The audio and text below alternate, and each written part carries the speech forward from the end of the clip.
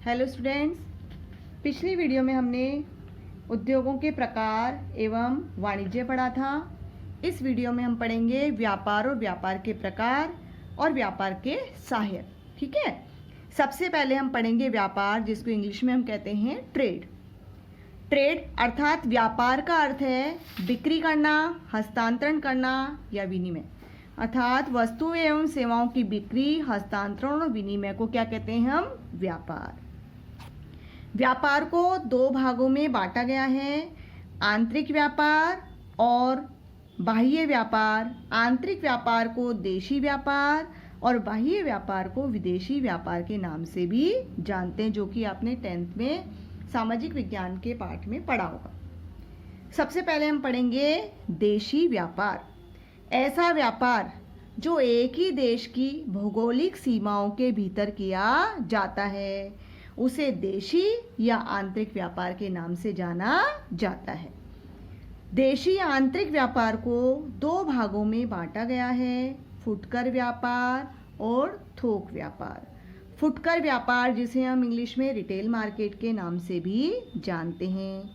फुटकर व्यापार वह व्यापार जिसमें वस्तुओं को थोड़ी थोड़ी मात्रा में उपभोक्ताओं की आवश्यकता के अनुसार बेचा जाता है। नेक्स्ट है थोक व्यापार, जिसे हम होलसेल मार्केट के नाम से भी जानते हैं। थोक व्यापार वह है जिसमें वस्तुओं और सेवाओं को अधिक मात्रा में बेचा जाता है, और ये बेचा किसको जाता है? व्यापारियों को। व्यापारी है जो उपभोक्ता और उत्पादक के बीच में कड़ी का कार्य करता है, और इस कड़ी के कार्य में फुटकर व्यापारी, थोक व्यापारी, एजेंट, ये सभी पूर्ण रूप से अपनी भागीदारी निभाते हैं। नेक्स्ट है विदेशी व्यापार या बाह्य व्यापार, जिसे हम आयात मार्केट अर्थात इंपोर्ट मार्केट के नाम से भी जानते हैं। कौन सा है ये? Import market. विदेशी व्यापार को तीन भागों में बांटा है, आयात व्यापार, इंपोर्ट मार्केट, निर्यात व्यापार, एक्सपोर्ट मार्केट, और पुनर्निर्यात या आयात निर्यात मार्केट, जिसको इंपोर्ट एक्सपोर्ट मार्केट के नाम से जाना जाता है। सबसे पहले पढ़ेंगे विदेशी या बाह्य व्यापार। जब व्यापार दो या दो से अधिक देशों के मध्य किया जाता है तो ऐसा व्यापार कहलाएगा विदेशी या बाह्य व्यापार। विदेशी या बाह्य व्यापार को तीन भागों में, जैसे कि अभी बताया था, बांटा गया है, आयात व्यापार, निर्यात व्यापार, पुनर्निर्यात या आयात निर्यात व्यापार। सबसे पहले है आयात व्यापार।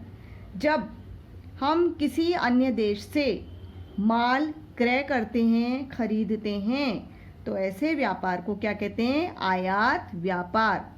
निर्यात व्यापार, जब वस्तुओं को किसी अन्य देश को बेचा जाता है तो ऐसा व्यापार कहलाता है निर्यात व्यापार। अब है पुनर्निर्यात या आयात निर्यात व्यापार। ऐसा व्यापार जिसमें वस्तुओं का आयात किसी देश से कर किसी अन्य देश को उन वस्तुओं का निर्यात करना, अर्थात किसी एक देश से तो माल को खरीदा और अन्य देश को उस माल को बेचा, तो ऐसा व्यापार कहलाता है पुनर्निर्यात या आयात निर्यात व्यापार। जिसका उदाहरण समझिए, हमने अमेरिका से कोई मशीन क्रय की और अमेरिका से क्रय करके उस मशीन को यानी अमेरिका से आयात की और फिर उस मशीन को कहाँ निर्यात कर दी? रशिया में। ठीक है, यानी रशिया में बेच दी। तो ऐसा व्यापार हमारा कौन सा कहलाएगा? पुनर्निर्यात या आयात निर्यात व्यापार। अब हम पढ़ेंगे व्यापार के सहायक। हम सभी अच्छे से जानते हैं कि किसी भी व्यापार को इनके बिना करना संभव नहीं है, इसीलिए इन सबको हम व्यापार की सहायक क्रियाएं या सेवा उद्योग के नाम से भी जानते हैं, जो कि पहले मैंने उद्योगों के अंतर्गत आपको बताया था, तृतीयक उद्योग के नाम से बताया था। सबसे पहला है परिवहन एवं संप्रेषण। जब वस्तुओं और सेवाओं का उत्पादन होता है तो ये आवश्यक नहीं है कि जहाँ उसका उत्पादन हो उस स्थान पर उस वस्तु का उपभोग भी किया जाए। इसीलिए उस स्थान से अन्य स्थान तक वस्तु और रॉ मटेरियल को लाने और ले जाने के लिए किसकी आवश्यकता होती है? परिवहन के संसाधनों की। ठीक है, तो बिना परिवहन के संसाधनों के उन वस्तुओं को दूर दूर फैले हुए उपभोक्ताओं तक या व्यापारियों तक पहुंचाना संभव नहीं होता। नेक्स्ट है संप्रेषण यानी कम्युनिकेशन। संप्रेषण जिसके तहत वस्तुओं और सेवाओं के उत्पादन, विक्रय और उसके संबंध में आवश्यक सूचनाएं विभिन्न व्यापारियों को, थोक विक्रेताओं को, फुटकर विक्रेताओं को, एजेंटों को और उपभोक्ताओं को प्राप्त होती है कि वस्तु तैयार हो गई और वस्तु एक स्थान से दूसरे स्थान पर पहुंचनी है। तो ये संप्रेषण के संसाधनों के द्वारा ही संभव है। नेक्स्ट, बैंकिंग एवं वित्त। किसी भी व्यवसाय को संचालित करने के लिए हमें धन की आवश्यकता होती है। यह आवश्यक नहीं है कि जितने धन की आवश्यकता है उतना ही धन उस व्यवसायी या व्यापारी के पास हो। ऐसी स्थिति में बैंक व्यापारियों को, व्यवसायियों को धन उपलब्ध करवाने का कार्य करता है, जिसके तहत वो ऋण या अग्रिम के रूप में राशि भी प्रदान करता है। साथ ही साथ आपने देखा होगा कि जो भुगतान की प्रक्रिया है वो भी बैंकों के माध्यम से की जाती है, यानी चेक आदि के माध्यम से बैंकों के द्वारा हम अपनी राशि का भुगतान किसी अन्य व्यक्ति को या व्यावसायिक इकाई को करते हैं। साथ ही साथ आपने देखा होगा समय समय पर विभिन्न कंपनियां अंश जारी करती है। तो जब वो अंश जारी करती है तो जब इशू निकलता है तो उस समय इशू के समय जो एप्लीकेशन मनी जमा करने का कार्य है वो भी कौन करता है? बैंक। बैंक जनता से जमाओं के रूप में तो धन प्राप्त करता है और फिर ऋण के रूप में किसको देता है? व्यवसायियों या व्यापारियों को। तो बैंक की बहुत ही अहम भूमिका है, जिसके कारण व्यापारियों और व्यवसायियों को वित्त की आवश्यकता की पूर्ति संभव होती है। वित्त, बहुत सारी ऐसी संस्थाएं हैं जो वित्त उपलब्ध करवाती है, जैसे बैंक उपलब्ध कराती है ना, इसी प्रकार ये वित्तीय संस्थाएं भी धन के रूप में, ऋण के रूप में राशि उपलब्ध करवाती है। नेक्स्ट है बीमा। माल के लिए वित्त की व्यवस्था भी हो गई, परिवहन और संप्रेषण का कार्य भी हो गया, मगर माल को एक स्थान से लाने और ले जाने में, गोदामों में रखने में, इन सभी कार्यों में बहुत सारी समस्याएं यानी जोखिमों का सामना करना पड़ता है। जैसे मार्ग में माल खो जाए, चोरी हो जाए, आग लग जाए। ठीक है, इन सभी जोखिमों को रोका तो नहीं जा सकता, लेकिन इन जोखिमों को कम किया जा सकता है। और वो कम किसके माध्यम से किया जा सकता है? सिर्फ बीमा के ही माध्यम से।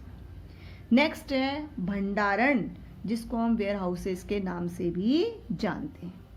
भंडारण वह स्थान है जहाँ पर वस्तुओं को उत्पादक समय से लेके उपभोग के समय तक सुरक्षित रखा जाता है। आप सभी जानते हैं कि जब वस्तुओं का उत्पादन होता है तो यह आवश्यक नहीं है कि उत्पादन के साथ ही समस्त वस्तुएं बिक जाए। ऐसी स्थिति में जब आवश्यकता होती है उस समय उन वस्तुओं को उपलब्ध करवाना होता है, और उस समय तक के लिए उन वस्तुओं को सुरक्षित रखने के लिए कौन से स्थान रखे जाते हैं? भंडार गृह, जिन्हें वेयर हाउसेज भी कहते हैं। ये वस्तुओं की प्रकृति पर निर्भर करता है कि वस्तु किस प्रकार की और किस प्रकार के भंडार गृहों में रखी जाएगी। आपने एसी गोडाउन्स का नाम सुना है। एसी गोडाउन्स में ऐसी वस्तुओं को रखा जाता है जो जल्द खराब हो जाए और साथ ही साथ उसकी क्वालिटी खराब ना हो, इससे बचाव के लिए उन एसी गोडाउन्स में रखा जाता है, और जब आवश्यकता होती है तब उपभोक्ताओं को उपलब्ध करवाई जाती है। नेक्स्ट है विज्ञापन। विज्ञापन जिसके द्वारा वस्तुओं के उपलब्ध होने की, वस्तुओं के उपयोग की, वस्तुओं के बिक्री की, वस्तुओं के मूल्य की और वस्तु के संबंध में समस्त आवश्यक जानकारियां विक्रेताओं को भी होती है और साथ ही साथ उपभोक्ताओं को भी होती है। यदि विज्ञापन नहीं होगा तो क्या ये संभव है कि दूर दूर फैले हुए उपभोक्ताओं को उस वस्तु के संबंध में आवश्यक जानकारी प्राप्त हो? साथ ही साथ विज्ञापन उस वस्तु के संबंध में आवश्यक जानकारी के तहत उसको कैसे यूज लिया जाता है, उसका मूल्य क्या है और कौन कौन के द्वारा यानी किस किस व्यापारियों के द्वारा या वितरकों के द्वारा उनको सेल किया जा रहा है, कहाँ कहाँ पर उपलब्ध होगी, किस समय उपलब्ध होगी, ये सारी जानकारियाँ विज्ञापन के माध्यम से ही प्राप्त होती है और विज्ञापन व्यावसायिक इकाई के लिए बिक्री बढ़ाने का एक बहुत अच्छा साधन है और इसी के माध्यम से अधिक वस्तुओं की बिक्री भी संभव हो सकती है। इस प्रकार हमने आज पढ़ा व्यापार, व्यापार के प्रकार और व्यापार की सहायक क्रियाएं।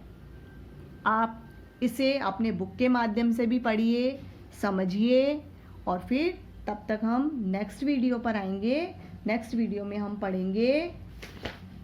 पढ़ेंगे व्यवसाय के उद्देश्य। Okay, thanks.